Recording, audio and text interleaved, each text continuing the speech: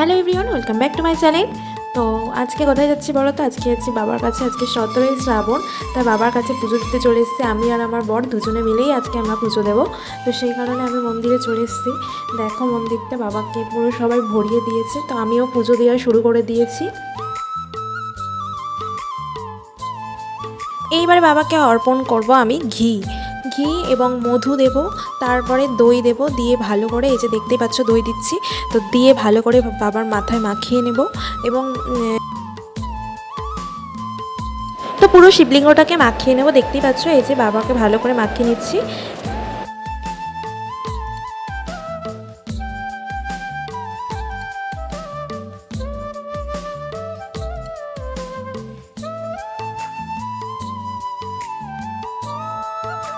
এবার বাবাকে পরিয়ে দেবো আকন্দ ফুলের মালাটা, তার সাথে তিলক দিয়ে দেবো বাবাকে।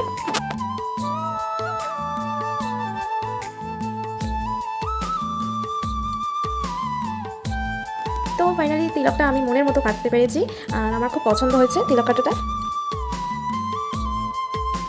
যাই হোক, আজকে প্রচণ্ড পরিমাণে ভিড় ছিল। তো আমার আগে প্রচণ্ড পরিমাণে ভিড় ছিল, কিন্তু আমি যখন পুজো দিই সেই সময় কোনো ভিড় ছিল না। কিন্তু আমার হাজব্যান্ড যখন পুজো দিতে গেছে তখন আবার ভিড় হয়ে গেছিলো। তো বাবা চেয়েছিল আমি শান্তিপূর্ণভাবে ভালো করে বাবার মাথায় আমি জলটা দিই, আর খুব ভালোভাবেই আমি আজকে পুজোটা দিতে পেরেছি। তো তারপরে আমি এখানে দেখেই নিচ্ছ 21টা বেলপাতাতে আমি চন্দন দিয়ে তারপরে ভালো করে করে দিয়েছি। তো বাবার মাথায় 21টা বেলপাতা আমি দিয়ে দিলাম। তারপরে ফুল, ধুতরা কাটা, নীলকণ্ঠ ফুল, যাই হোক আর যেসব ফুল ছিল সব বাবাকে দিয়ে সুন্দর করে আমি সাজিয়ে নিলাম মনের মতো করে। আর আজকে তোমরা কে কে অর্পণ করলে মহাদেবকে অবশ্যই জানিও। আমি তো ডাল অর্পণ করেছি, আর এত সুন্দর লাগছে না মহাদেবকে, মানে চোখ সরাতে পারছে না, সত্যি খুব সুন্দর লাগছে। যাই হোক, এই মন্দিরে আমি বিয়ের আগেও আসতাম এই মহাদেবকে আমি পুজো দিতে।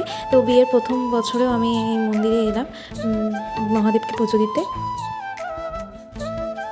আর জানো তো, ভগবান যা করে মঙ্গলের জন্য করে। কখনো কখনো খারাপ হয়, কিন্তু সেটাও আমাদের মঙ্গলের জন্য, কিন্তু আমরা সেটা মেনে নিতে পারি না। যাই হোক, তারপরে আবার কিন্তু ভালো সময়ও আসে, আর যেটা করে ভালোর জন্যই করে, এটুকু তো আমি বুঝেছি। হর হর মহাদেব। আর জীবনে খারাপ সময় আসার খুবই দরকার, কারণ খারাপ সময়ে অনেক কিছু আমাদের স্ট্রং করতে। এবার বাবার মাথায় জল ঢেলে নিচ্ছি।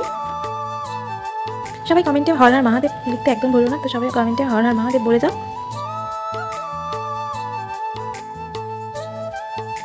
তারপর শিবলিঙ্গের উপরে আমি একটা পদ্ম ফুল দিয়ে দিলাম, আমার খুব ভালো লাগছে, আর শিব ঠাকুরকে খুব মিষ্টি লাগছে। যাই হোক, এবারে ধূপকাঠি মোমবাতি দিয়ে ভালো করে ভগবানকে দেখিয়ে নিলাম। এদিকেও দেখো, তো ওখানে ফ্যানের হাওয়াতে মোমবাতি আর ধূপকাঠিটা জ্বালানো একটু প্রবলেম হচ্ছিলো, তার জন্য বলছিলাম যে মোমবাতি ধূপকাঠি জ্বালাবো, একটু পাখাটা অফ করতে, পাখাটা অফ করে দিল। এবার মোমবাতি ধূপকাঠি নিয়ে আরতি করে নিচ্ছি ভগবানের কাছে, মানে আর শ্রাবণ মাসে কে কে সবুজ চুড়ি পরেছো? আমিও তো পরেছি। তো তোমরা কে কে পরেছো জানিও কমেন্টে।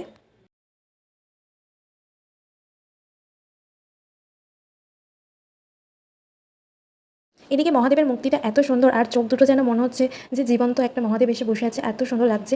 যাই হোক, এবার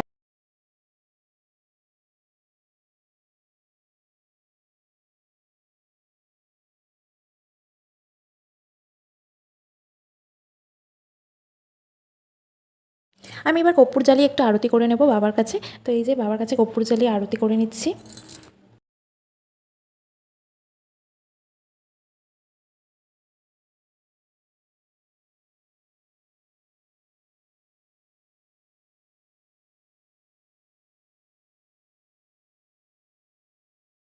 এবার আরতি করে নেবো। এই যে এখানে দেখতেই পাচ্ছ গণেশ আছে, গণেশকে আরতি করে নিচ্ছি, আর এদিকে মাতা পার্বতীকে আরতি করে নিলাম, তারপর মহাদেবকে আরতি করে নিচ্ছি।